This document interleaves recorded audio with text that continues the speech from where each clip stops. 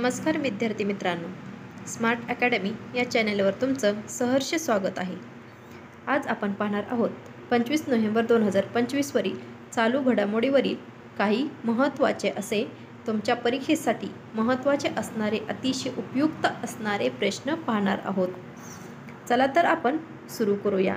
जर तुम्ही चॅनलवर नवीन असाल तर आपल्या चॅनलला सबस्क्राईब करून ठेवा। चला आपण आता आपल्या व्हिडिओला सुरुवात करूया। बघा, काल विचारलेला प्रश्न आपण पहिल्यांदा घेणार आहोत।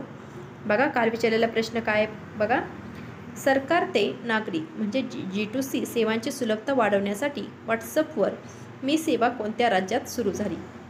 आणि या प्रश्नाचे योग्य उत्तर आहे ऑप्शन क्रमांक बी, तेलंगणा। हे तुम्ही लक्षात ठेवायचं आहे। चला आपण आपल्या आजच्या व्हिडिओला सुरुवात करूया। वही पेन काढून बसायचा आणि पॉईंट लिहून घ्यायचे आहेत।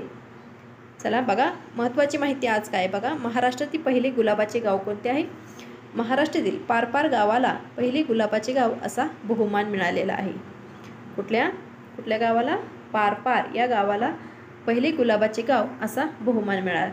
या गावात 1,500 गुलाबांच्या रोपांची लागवड करण्यात आली। किती?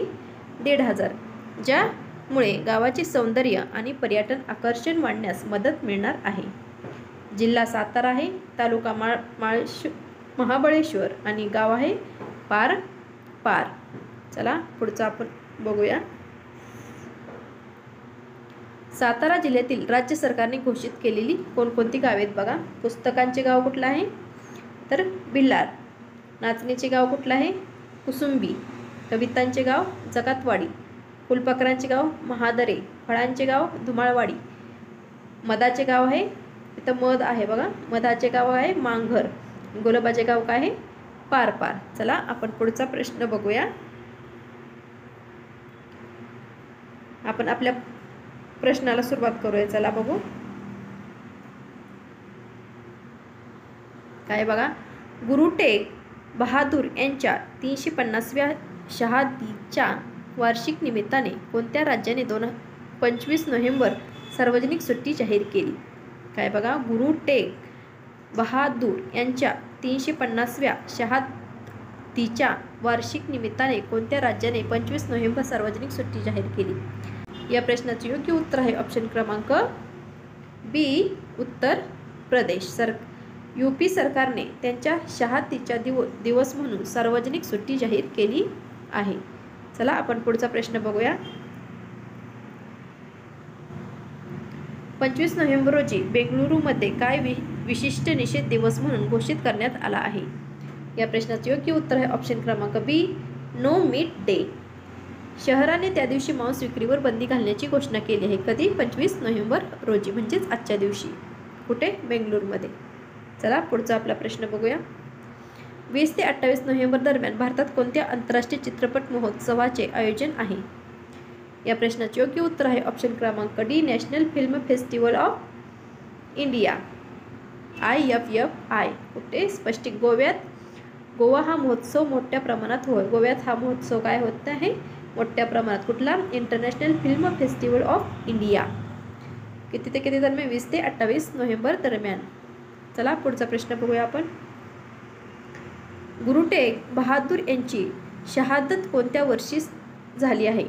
कोणत्या वर्षी झाली आहे? 1978। या प्रश्नाचे योग्य उत्तर ऑप्शन क्रमांक बी, 1678। त्यांची 1678 मध्ये शहादत झाली होती, त्यामुळे 2025 मध्ये 350व्या वर्षी आहे। त्यांची शहादत कधी आहे? 2025 मध्ये 350व्या वर्षी होणार आहे। चला पुढचा प्रश्न आपण बघूया। बेंगळुरूमध्ये मांस विक्रीवर बंदी घालण्याने खालीलपैकी कोणत्या कारणासाठी हे निर्णय घेतला आहे?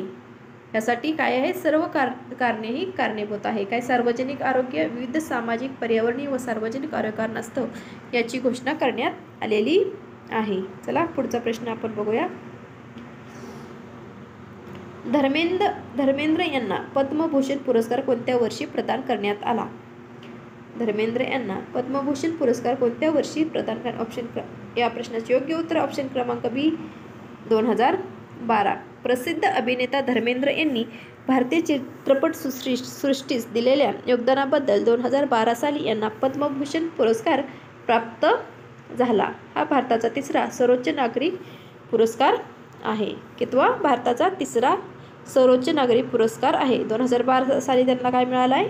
पद्मभूषण पुरस्कार मिळालेला आहे. चला आपला पुढचा 7वा प्रश्न आपण बघूया.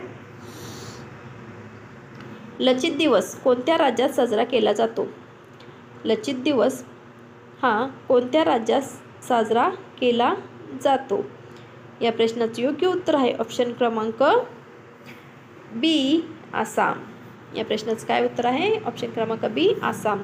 लचित दिवस हा आसाममधील वीर योद्धा लचित बोरफुकन यांच्या शौर्य स्मरणार्थ साजरा केला जातो. 1671 मधील सराई घाट युद्धातील त्यांच्या नेतृत्वासाठी हे प्रसिद्ध आहेत.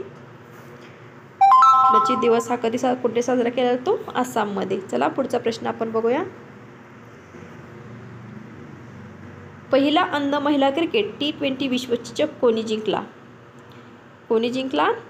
भारताने. या प्रश्नाचे योग्य उत्तर आहे ऑप्शन क्रमांक बी. पहिल्या ब्लाइंड महिला T20 विश्वचषकात भारताने उत्कृष्ट कामगिरी करून विजेतेपद मिळवलेले आहे. महिला दिव्यांग खेळाडूंसाठी ऐतिहासिक स्पर्धा होती. चला पुढचा प्रश्न आपण बघूया.